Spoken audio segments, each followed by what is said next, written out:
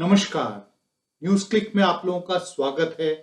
आप देख रहे हैं हम लोगों का बहुत ही खास कार्यक्रम इतिहास के पन्ने मेरी नजर से।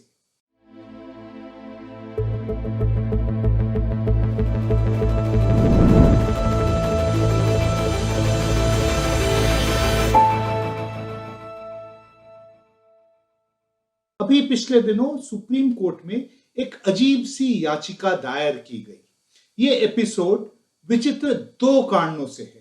पहली बात, देश के सामने इतने सामाजिक, मेडिकल और आर्थिक समस्याएं होने के बावजूद जिनमें जुडिशियल इंटरवेंशन की भरपूर जरूरत है, क्या एक करेंटली इररिलेवेंट इशू उसके बारे में एक प्ली को प्रायोरिटाइज किया जाना चाहिए था। दूसरी बात, ये कैसे हिंदुस्तानी हैं जिन्हें कोविड-19 पैंडेमिक के बीचों बीच ये गम सता रहा है कि हमारा देश इंडिया भी क्यों कहलाता है, सिर्फ भारत क्यों नहीं कहलाता। हम लकी हैं कि सुप्रीम कोर्ट ने इस पिटीशन को एंटरटेन नहीं किया। उन्होंने पिटिशनर के वकील को कहा कि हमारे संविधान में तो दोनों नाम प्रचलित हैं, दोनों एक्सेप्टेड हैं, तो बात क्या है। फाइनली जाके पिटिशनर की बात सुनते हुए सुप्रीम कोर्ट ने पिटिशन को सरकार के पास एक रिप्रेजेंटेशन के तौर पे भेज दिया। उम्मीद करते हैं सरकार इस रिप्रेजेंटेशन को भी वही जवाब दे जो सुप्रीम कोर्ट ने दिया था। पिटिशन में कहा गया था कि अगर इंडिया शब्द हमारे राष्ट्र के नाम से हटा दिया जाए तब हमारी हार्ड फॉट आजादी जस्टिफाइड होगी। पिटीशन में भारत को ओरिजिनल और ऑथेंटिक नाम बताया गया था।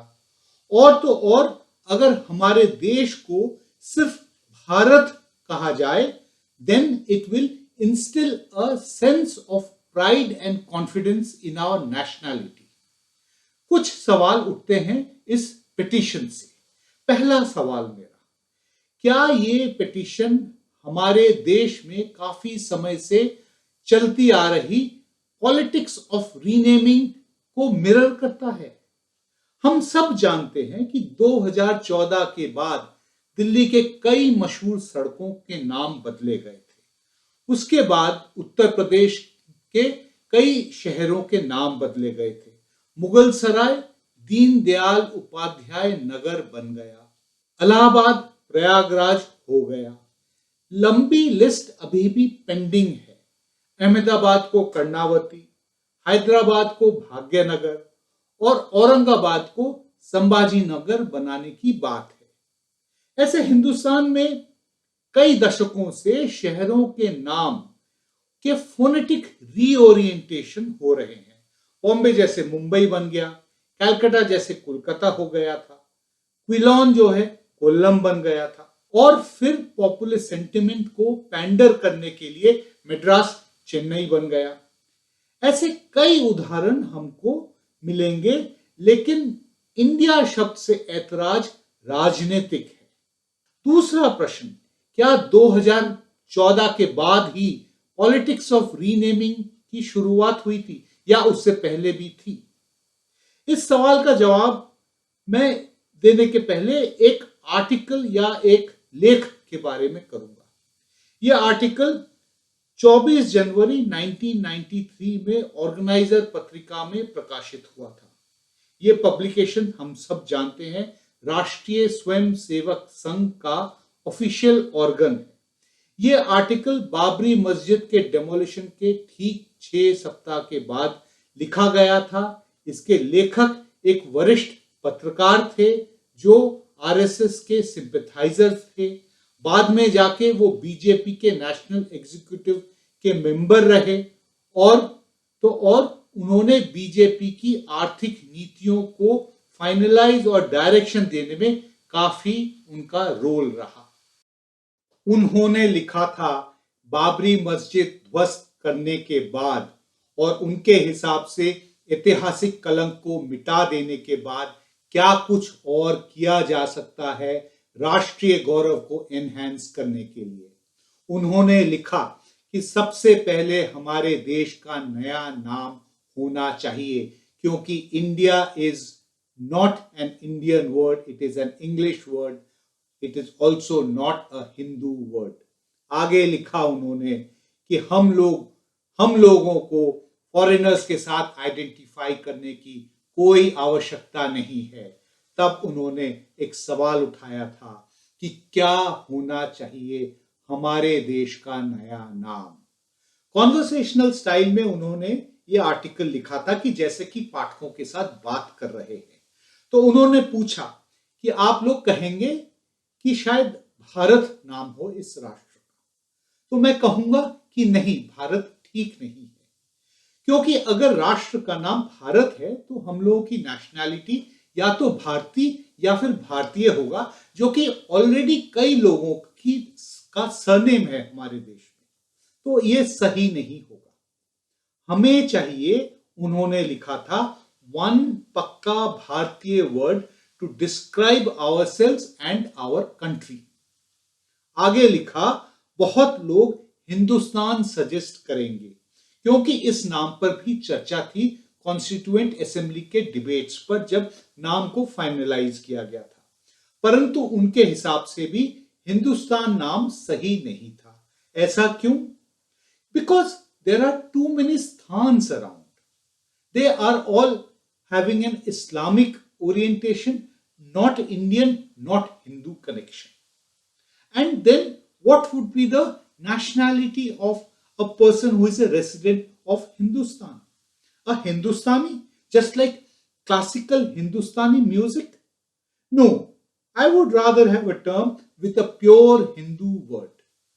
Finally, उन्होंने सजेस्ट किया कि इंडिया और भारत को हटाकर हम देश का नया नाम हिंदू देश रख देंगे। ऐसा क्यों उन्होंने सजेस्ट किया था?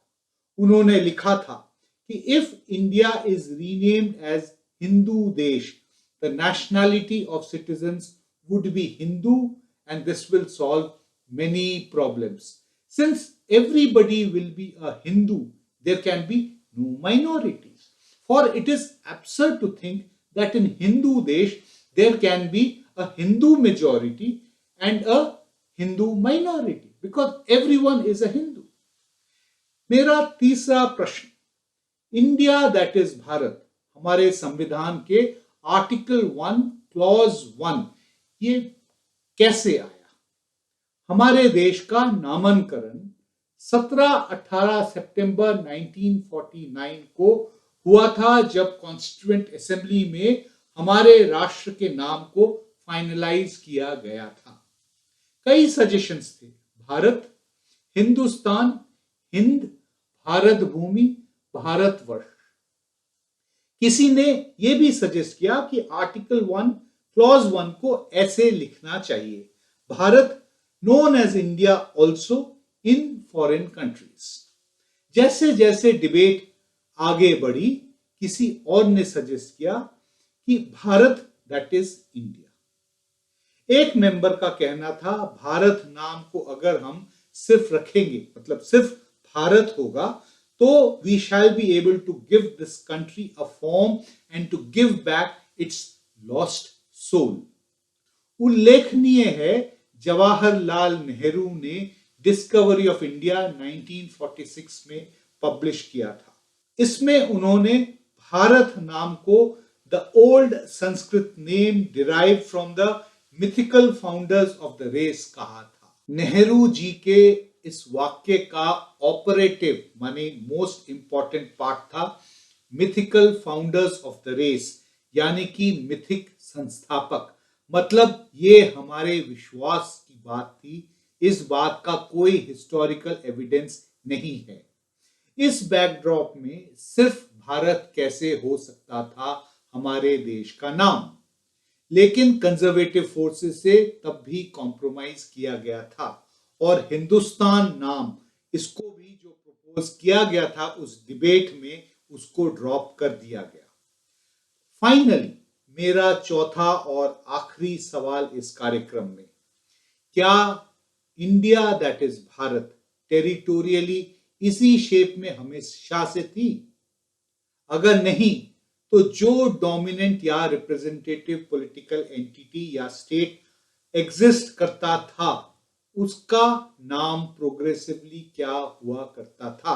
मतलब जैसे जैसे जो स्टेट एग्जिस्ट करती थी वो बदलता गया, तो नाम कैसे बदलता गया। पहले तो ये ध्यान देने की आवश्यकता है कि टेरिटोरियली जिस एंटिटी को हम इंडिया दैट इज भारत मानते हैं, ओवर द सेंचुरीज ये कोई फिक्स्ड फिजिकल यूनिट नहीं थी। अलग अलग स्कॉलर्स के मुताबिक इस लैंडमास का पहला नाम हमको जो पुरानिक टेक्स्ट्स में मिलता है वो था मेलुहा, लगभग 3000 बीसीई में, जो कि इंडस वैली सिविलाइजेशन का काल था। लेकिन यह नाम जल्दी ही इतिहास में चला गया। गौरतलब है कि इंडिया शब्द मूलतः सिंध नदी के नाम से उभर कर आता है, वो इसी पर आधारित है। विडंबना है कि जिस नदी के नाम पर हमारा देश का नाम रूटेड है, आज लद्दाख के अलावा वो हमारे देश से नहीं बहती है। इतिहास में जो भी हिंदुस्तान आए, चाहे वो ग्रीक्स थे या फिर अरब्स थे या फिर टर्क्स थे और फाइनली फिर मुगल्स, सबने सबको सबसे पहले उनको इस नदी के राइट बैंक में जाके रुकना पड़ता था। ये लोग जो आए ये अलग अलग सदियों में आए, इनकी भाषाएं डिफरेंट थी और इन सब के नाम, एक ही नाम के उच्चारण करने के तरीके अलग थे। तो प्लेस नेम्स के एवोल्यूशन में सिंध नदी का नाम सिंधु हो गया और धीरे धीरे, क्योंकि वैदिक संस्कृत में सा साउंड नहीं था और उसके बजाय ह का इस्तेमाल होता था, तो सिंधु हिंदू बन गया। ज़ोरास्ट्रियन सेक्रेड किताब अवेस्ता के मुताबिक इस देश का नाम हिंदू था। इसके बाद ग्रीक्स ने ह साउंड को हटा दिया और अंत में स लगा दिया। अब हमारा राष्ट्र का नाम इंडस बन गया। ग्रीक क्रॉनिकल्स से जब ये नाम लैटिन, ओल्ड इंग्लिश और फ्रेंच टेक्स्ट में आ गए, तब इसका नाम और लोगों के जुबान पर आ गया, तो ये हो गए इंडे, यिंडे वगैरह वगैरह। वक्त के साथ इंडिया वो देश कहलाने लगा जो सिंधु नदी के किनारे से लेकर गंगा के तट तक लैंडमास था। अरबी और फारसी लोगों ने लेकिन इसका नाम हिंद या फिर अल हिंद रखा। आजादी के वक्त तक दुनिया के इमेजिनेशन में हमारे देश का नाम इंडिया, इसकी परमानेंस एक्वायर हो चुकी थी। वहीं लोगों के बीच कई नाम थे, भारत और उसके डेरिवेटिव्स जैसे भारतवर्ष या फिर हिंदुस्तान। भारत शब्द का इवोल्यूशन हमारे देश के बहुत सारे स्क्रिप्चर्स में से हुआ है। जैन टेक्स्ट में सबसे पहले जो तीर्थंकर थे ऋषभना था और उनका एक बेटा भारत था। जैन ट्रेडिशन में यह माना जाता है कि हमारे देश का नाम भारत इसी वजह से है। रामायण की तो कहानी हम सबको पता ही है। भारत या भरत तो राम के भाई थे। हमारे देश का जो दूसरा सबसे बड़ा मेजर एपिक है, उसमें तो भारत इनबिल्ट है, महाभारत। लोगों को हिंदुस्तान नाम से परहेज था और अभी भी है। इसीलिए तो कॉन्स्टिट्यूएंट असेंबली में हिंदुस्तान नाम को ड्रॉप किया गया था। लेकिन ओरिजिन तो हिंदू प्लस स्थान था और इसके रूट्स तो हिंदू थे उस समय। लेकिन हिंदू किसी रिलीजियस कम्युनिटी को डिनोट नहीं करता था। India that is Bharat but unfortunately could not constitutionally also be Hindustan हमारे देश का कॉम्पोजिट कल्चर और प्लूरल कैरेक्टर को दर्शाता है। सारे नाम हम सबके हैं, सारे नाम हमारे ही देश या राष्ट्र के हैं, लेकिन अगर किसी को किसी एक नाम से कोई खास लगाव है तो उसका मतलब ये नहीं कि वो किसी और नाम के कॉस्ट पर होना चाहिए। आजादी की लड़ाई में भारत माता की जय और जय हिंद ने लोगों को उतना ही इंस्पायर या मोटिवेट किया जितना कि इनकिलाब जिंदाबाद। विलियम शेक्सपियर ने लिखा था, what is in a name, या फिर what's in a name, that which we call a rose by any other name would smell as sweet. मतलब किसी भी नाम से पुकारिए, गुलाब की महक तो वैसी ही रहेगी। लेकिन हमारे यहां तो लोग देश या राष्ट्र के नाम के ही पीछे पड़ गए, इसको हटा दो, इसको बदल दो। अच्छा ही तो है अगर कई सारे नाम हो। आखिरकार UN group of experts on geographical names के हिसाब से हमारे देश के 3 नाम है, India, Bharat, Republic of India, भारतीय गणराज्य।